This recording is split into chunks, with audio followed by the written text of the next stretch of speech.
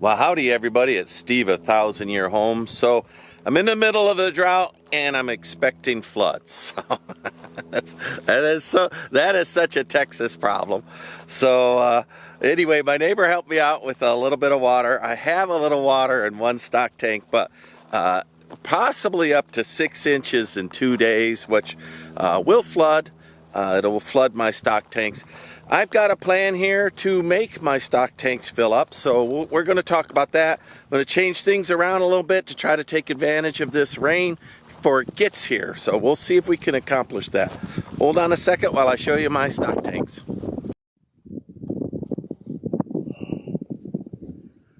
Alright.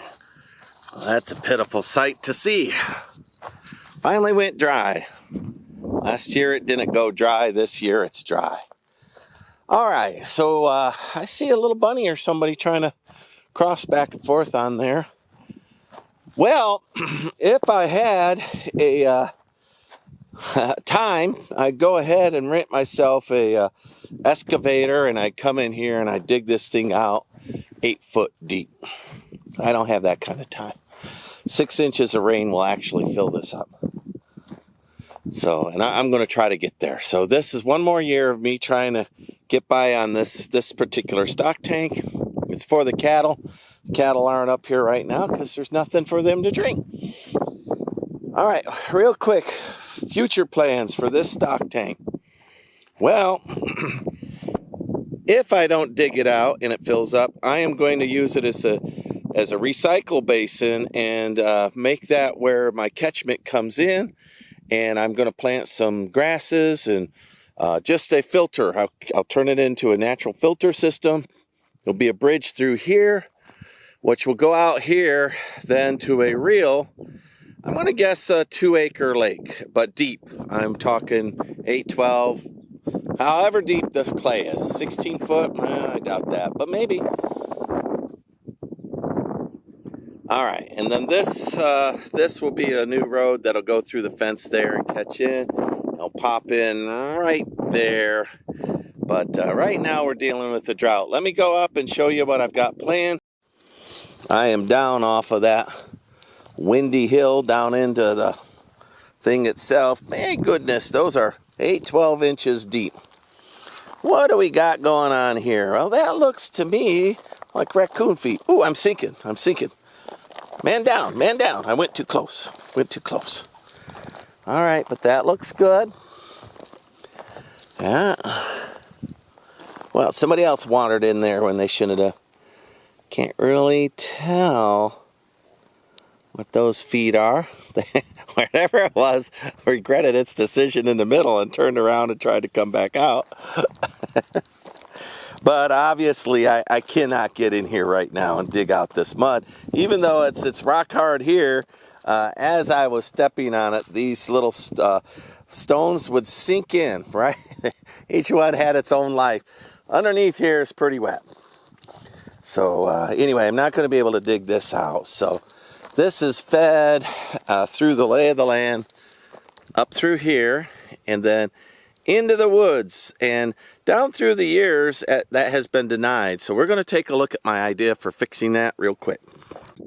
And then I'm going to put a camera on while I try to attempt to direct some rain into this here in the next, well, it's coming in 3 days. So I'm working real hard. This is a lunch break. I'm going to see how fast I get done in a lunch break, and then we'll talk about other options for digging, I suppose.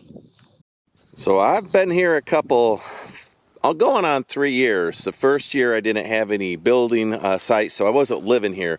But I've been living here about 18 months now, and I have observed several flood events. What happens is the woods get saturated, and it runs this down. Now, this used to be an old road, right?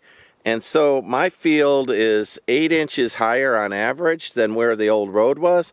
So what happens is all the water comes down here and immediately runs to what I call an arroyo. Around here they might call it a creek. So what I did is I found a low spot in the soil in the field where it matches the height of the road, and I intersected it last year, and indeed when it floods I noticed that the water comes here and of course it stops right there. So my goal today before the flood during lunch is to get on my backhoe and go from here to there and just cut an 8-inch swale in there that I'll drive back and forth and I'll widen. Now I don't have my box blade on, and I don't want to mess around with putting it, taking off my backhoe, messing with the hydraulics, putting it on. But I might if I need to. So yeah, so that's the goal during lunch, is for me to take and enlarge this test piece and go all the way down in a swale and point it right there.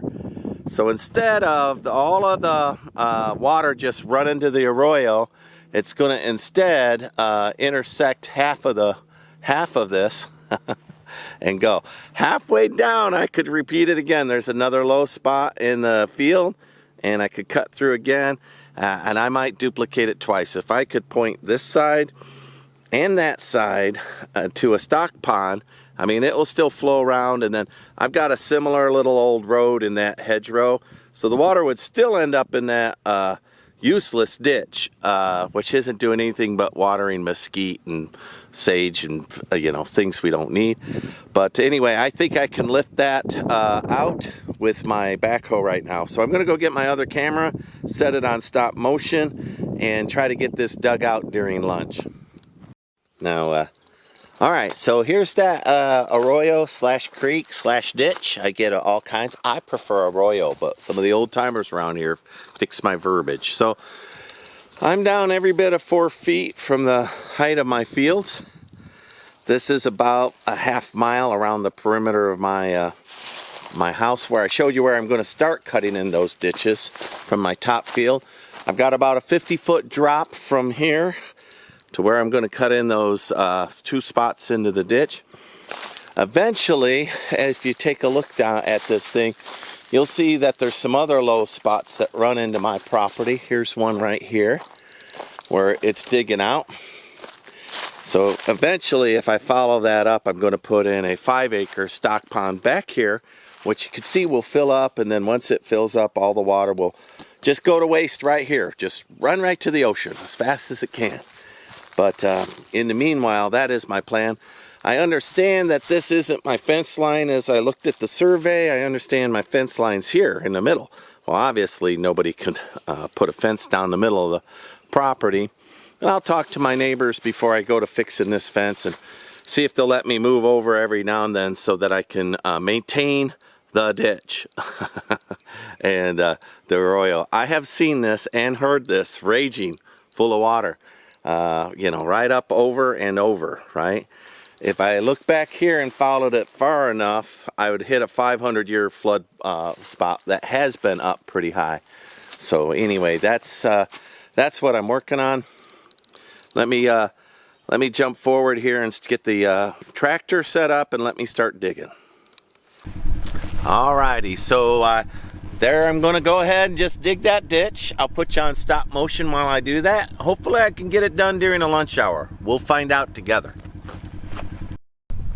Alright, so from where I'm starting at the top of the pasture, there's already the little test spot that I did. It's a little crooked, and I dug that out with the front end loader. So to that I connect this ditch, and what I'm doing is I'm going a boom's length away and digging, and then doing a boom's length. So every now and then there's a little ball of dirt that builds up in between one lane and the next, but it's not too bad. It's pretty consistently straight all the way down. I feel good about this. Now, I'm not going to get the box blade or the front end loader and make this a swale yet. So I just set the dirt to the side, so that if it turns out that this doesn't work at all, I can easily push that into the ditch and bury it and be done with it. But if it works, then I'll make this a genuine swale. I'll put down seed, topsoil, make it a useful ditch. It is straight, except where I needed to turn a little bit. Between the top of the where the fence starts and where my stock pond is, I'm going to guess is a 25-foot drop. So I'll get a level out later on. and come back up here and rake this out just a little bit so that there's not all of these high spots in it, so the water can just work a little easier into the pond. But I'm going to guess that I've got enough of a drop to, if there's water that comes out of that woods, not saying that we'll even get the rain, but historically droughts end in Texas with a violent flood. So I think that I'm getting ahead of the game here. I've lived here on this property long enough to make this an intelligent guess. It's a good guess. It's a solid guess. And I think that I indeed will be able to get this water to come down where it needs to be. So, well, there we go, everybody. It's I'm going to guess that's about an hour. So I'm going to walk up and take care of my afternoon job. But looky there. So that looks pretty good for a real quick dig out. I'm happy with that. I'll get in there, like I say, and knock down the high spots. Great, rake it a little bit so the water stands a chance. When I take a look at the top here and the topography maps, I see that this is 50 foot higher than down where my house is. So I'm going to guess that it's a 25-foot drop to that pond. And I'll put a level down in once I rake that smooth, I'll put a level down in that ditch and see whether or not I've done a good job. I will fill that ditch in if I failed, but my goal here, if you take a look at it, I'm about halfway there, is to come in here and tie off somewhere. Even if I could just point it at this point, just point it at the pond, I'll be fine with that. Well, looky here. That's a pretty good ditch. Goes all the way, and it's pretty straight for eyeballing, all the way into the woods where that low spot is. So the water should come down through here, pass through this new pipe gate I'm building, go underneath the little bench here that I'm going to build, a stone bench. So I'll cement this if it works. There will be the bell that I'm building. It'll come out here. I suppose you can see that cattle intention trail right there that wanders down. So that's going to tell me it's a low spot. I'm assuming the cattle would walk that low spot. So I'm going to go ahead and turn and follow that cattle intention trail down about halfway. Then I'm going to stop, come to the surface, and let the water just wash over the grass in order to get rid of a little bit of debris before it reaches the stock tank. I don't know if that's going to help or not. That's the way I'm going to do it. So looky there. You can see I was getting a sloppy ditch right at the end there. Pretty sloppy dish. Well, it turns out that my tool is broken.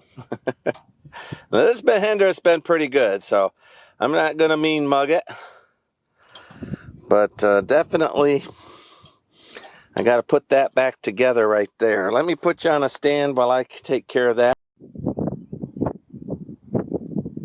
All right, well, there we go. I apologize for the wind. It is what it is. So there's the gate. I fixed the tractor. So now I'm going to continue digging that ditch. I'm going to come through the gate straight for about 5 foot, and then I'm going to turn, and I'm going to start following the cattle trail until I meet up with it, and then just let it dump into the tank. Let me put you on stop motion so that I can finish this dig up. Well, there is quite a bit that goes into digging a ditch. The football's long, 2 or 3 soccer fields. I don't care what country you're in.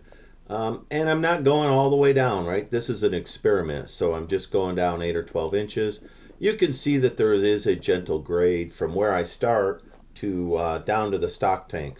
Now I'm just going to go beyond that green there, break through I think it's a gopher mound, and let's see if the water will just flow itself natively. Eventually, if this works, I'll come back in and I'll put my box blade on when the soil's moist and grade a real genuine swale or ditch all the way from the top to that stock pond. But I could not have used a box blade on this. I thought about it, but boy, my backhoe was struggling. Anytime I hit anything where the clay was up close to the surface, everything came to a stop. I had to dig twice. So you'll see me back up occasionally. It took a full 4 or 5 hours for me to dig all of this. Here I fly back through and take a look, inspect my rough digging. Later on, I go back through and I smooth that out, and I'll point that out when I'm doing that in the video. But overall, I would say that's a successful ditch. I think that it'll do what it's supposed to do, assuming that I get the 6 inches of water. The skies are maybe going to open up. Here's where I come through. What I do is I take the backhoe and I set it up where it's just touching the top of the ditch, and I drive all the way over it. And that did a mighty fine job of smoothing that all out. I think I'll have a decent run of water. It got rid of all the lumps. It did quite a bit of good. There was a few spots that were too deep, and I skipped those. But overall, this left the surface extremely nice. Digging a ditch, I tell you, it's an all day and then some job. But this may prevent my flooding and solve for my drought all at once.